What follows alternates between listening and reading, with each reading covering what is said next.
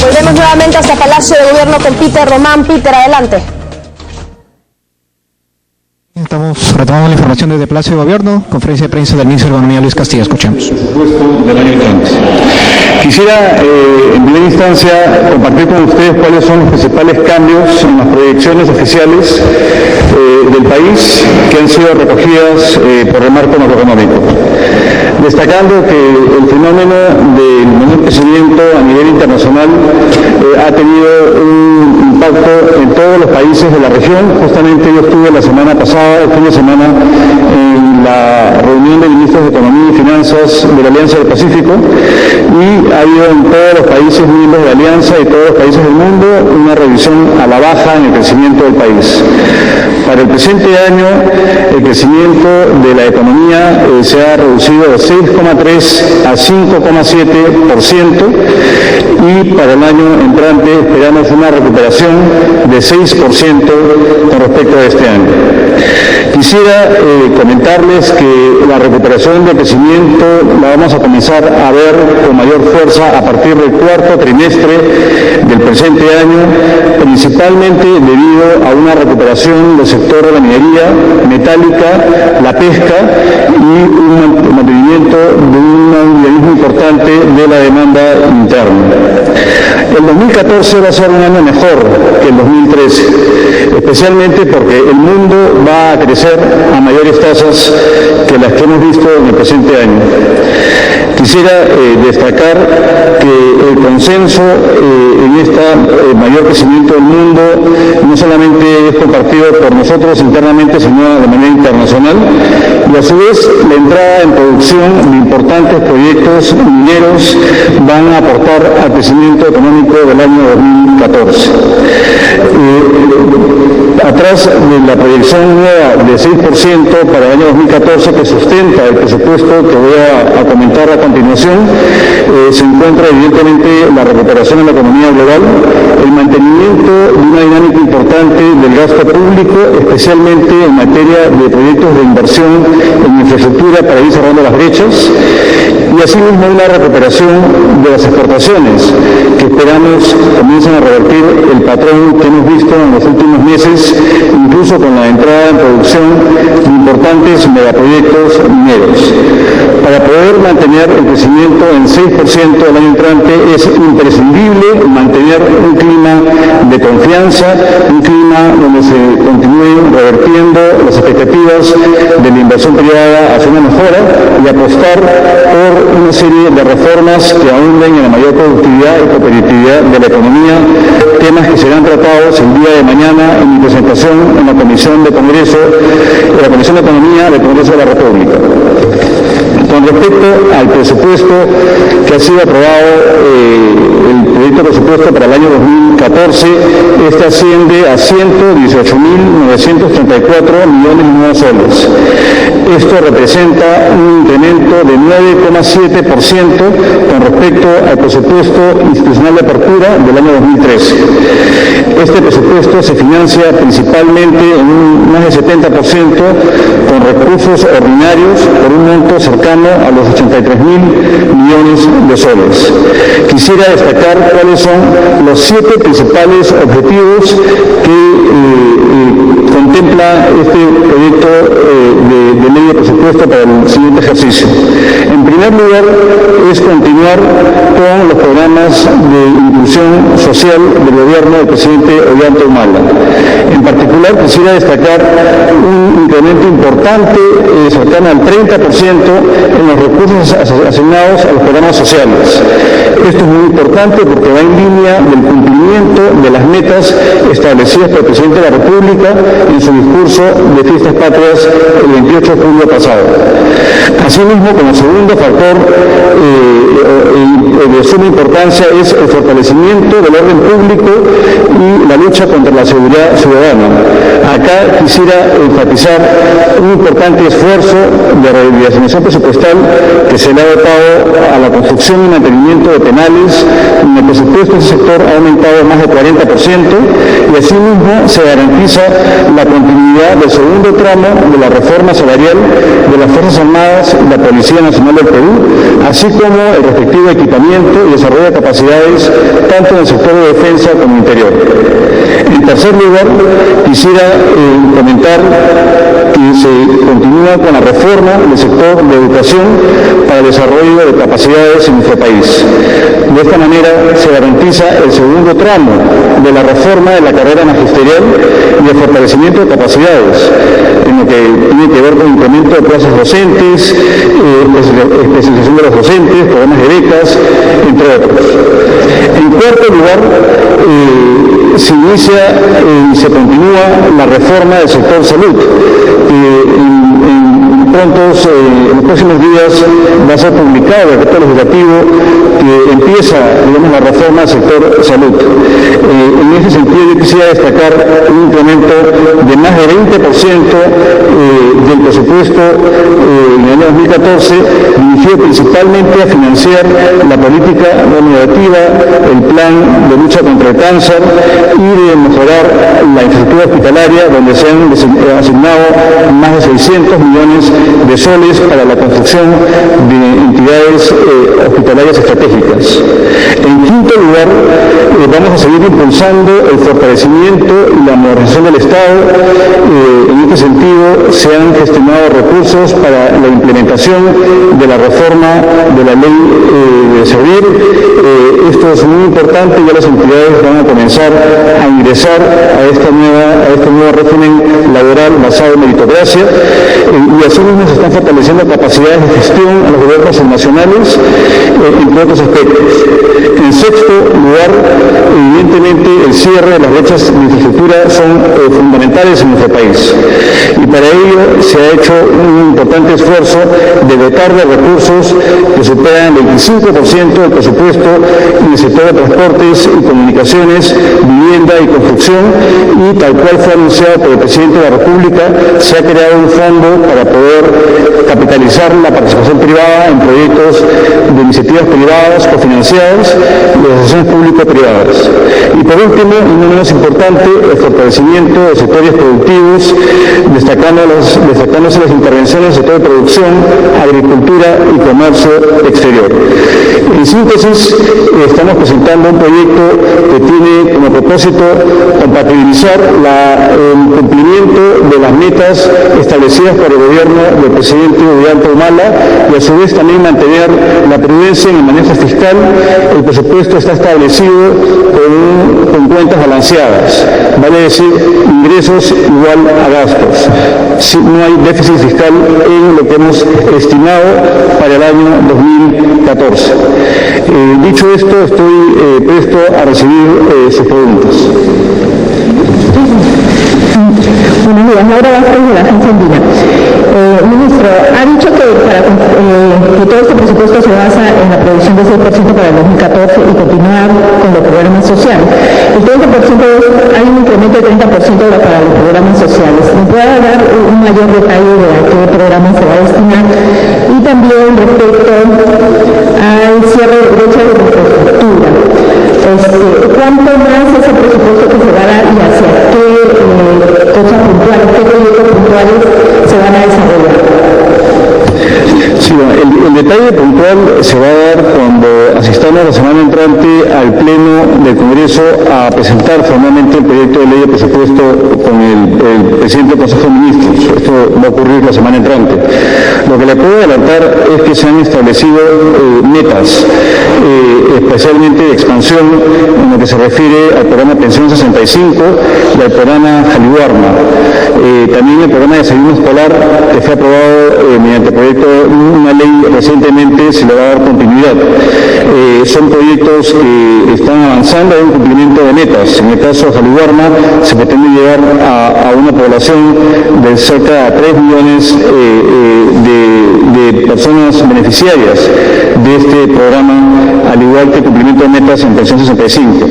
Con respecto a los recursos asignados al rubro de infraestructura, acá yo quisiera destacar de manera muy importante son los cofinanciamientos que se van a otorgar a un conjunto de proyectos muy importantes, como son el Metro de Lima, que se va a adjudicar hacia fines de año y cuya construcción empieza en el mes de febrero y que involucra un importante cofinanciamiento por parte del Estado.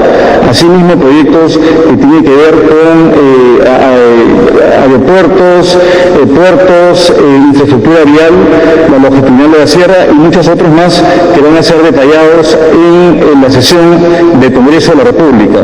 Lo que creemos que en esta coyuntura es muy importante cerrar las brechas, no solamente sociales en términos de capital humano, sino también las brechas en infraestructura que aún tenemos, y es un objetivo del gobierno ir de la mano del sector privado cerrando estas brechas vía mayor inversión pública e inversión público-privada.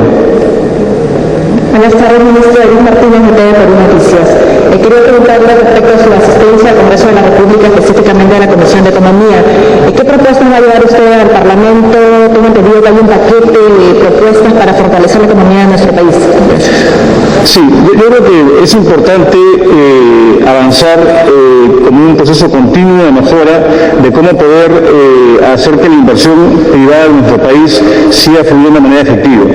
Y vamos a llevar un conjunto de medidas, tanto proyectos de ley como normas de menor rango, que se ha venido trabajando de manera multisectorial para seguir agilizando la inversión privada en nuestro país, en particular en proyectos de infraestructura. Asimismo, va a haber un conjunto de normas las cuales están dirigidas a mejorar la productividad del sector industrial en particular y agilizar medidas que permitan paliar este entorno externo que está afectando principalmente a las pequeñas y medianas empresas exportadoras. A esto se suman obviamente otros proyectos de ley que vamos a presentar en la Comisión de Economía y que pretendemos que sean discutidas a la brevedad para así poder darle un impulso adicional al crecimiento de nuestro país en los siguientes meses.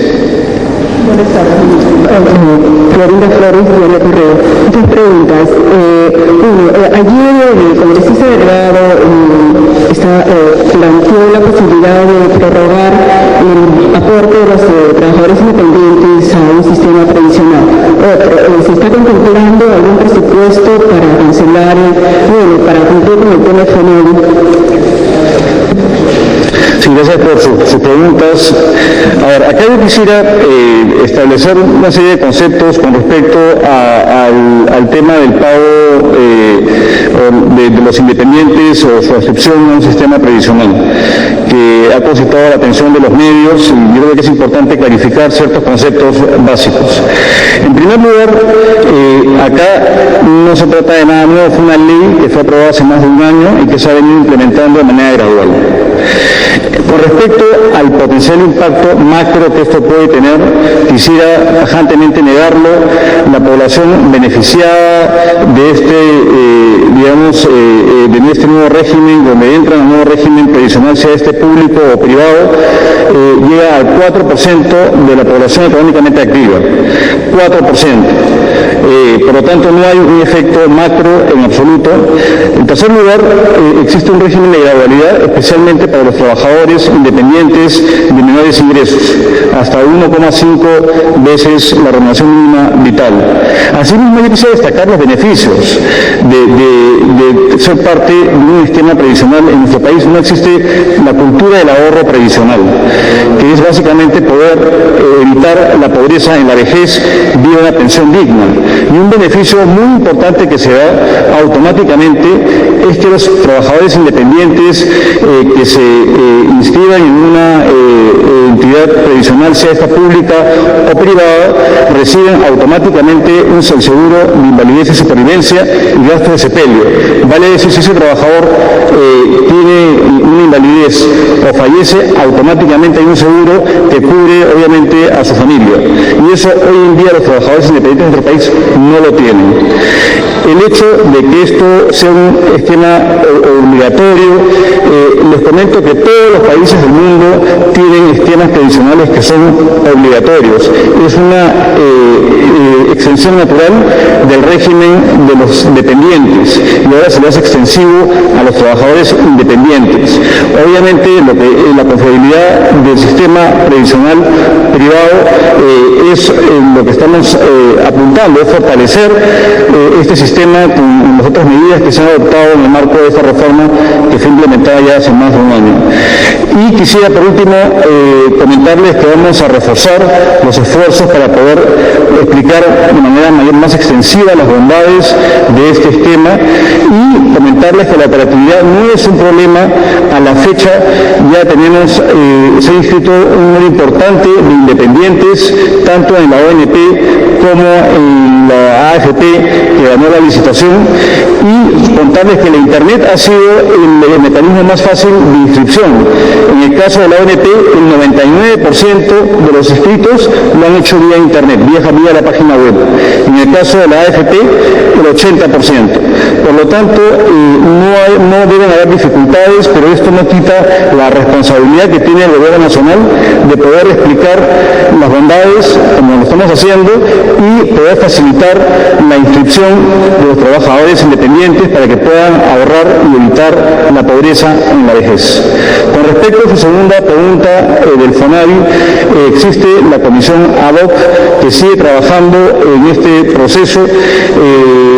Ellos han seguido trabajando. Yo quisiera no comentar más allá de eso, porque le corresponde a la Secretaría Técnica de esta comisión de poder construir toda la vida laboral de los trabajadores en este periodo de tiempo y de poder llegar a un esquema de pagos que la comisión comenzará a definir. Esto es pago privado. Esto no entra en la ley de presupuesto porque es un pago que se basa en las recuperaciones de que tiene el FONAVI y se le va a ir pagando, esperemos ojalá lo más pronto posible para que el Estado cumpla todos los compromisos que tiene, tanto la deuda financiera que tenemos como la deuda interna y especialmente aquella que tiene un componente social. Buenas tardes, Celia del Comercio. Dos preguntas. En el tema del fortalecimiento de los sectores productivos, ¿cuánto es lo que se va a destinar para los sectores agricultura y comercio exterior y en qué programas? Y lo otro es, considerando el pronunciamiento del Tribunal Constitucional sobre el tema de los bonos agrarios, ¿cuál es la respuesta que tienen en este momento? A ver, repito, quisiera dejar alguna primicia para cuando vaya al Congreso ustedes también vayan y hagan seguimiento de la presentación que vamos a hacer la semana entrante ante el Pleno y a la Comisión de Presupuesto. Evidentemente, en el tema productivo hay una apuesta importante por mejorar la diversificación en nuestro país y apostar por la industrialización, que ha sido un objetivo que el Presidente de la República lo ha enunciado en su discurso de Fiestas Patrias. Y esto tiene que venir acompañado con una asignación presupuestal. El sector de producción, en coordinación con otros sectores, se encuentra planteando el Plan Nacional Industrial y ahí se va a contener el detalle, pero evidentemente ya hay una asignación presupuestal cuyo detalle prefiero dejárselo, digamos, a la discusión que tengamos en el Congreso.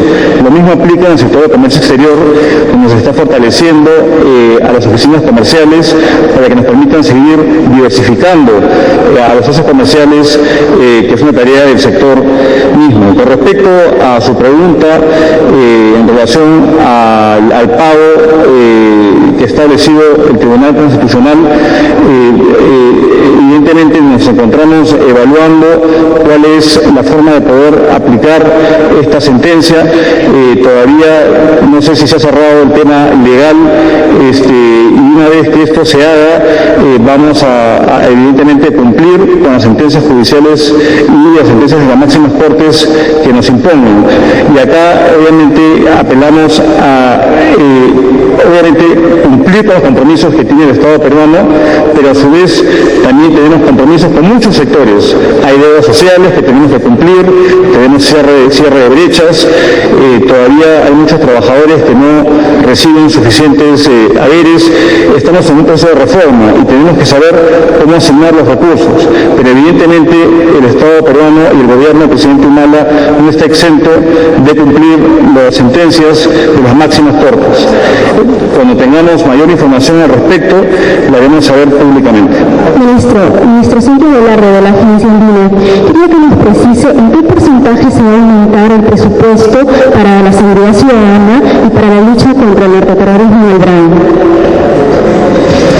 A ver, con respecto al tema de la seguridad ciudadana, acá quisiera destacar que no solamente están los fondos asignados en el presupuesto, sino está el Fondo de Seguridad Ciudadana, que son fondos extra presupuestales que están asignados. Y a esto también se le suma el anuncio que también hizo el presidente de la República de tener una partida especial en el FONIPREN para que los gobiernos regionales y locales puedan presentar proyectos de mejora en la lucha contra la inseguridad ciudadana por 250 millones de soles.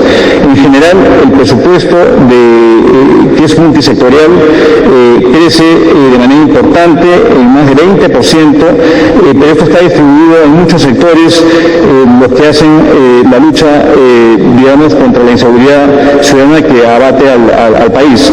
Con respecto al BRAIN, también se van a mantener los presupuestos de vida, hay incrementos importantes, y obviamente todo el equipamiento militar está dirigido justamente a poder potenciar la capacidad de respuesta del país en la lucha contra la subversión y el narcotráfico.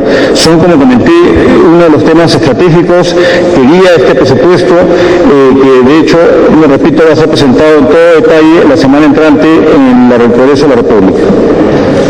Bien, muchas gracias. La conferencia concluida. Gracias. Chao.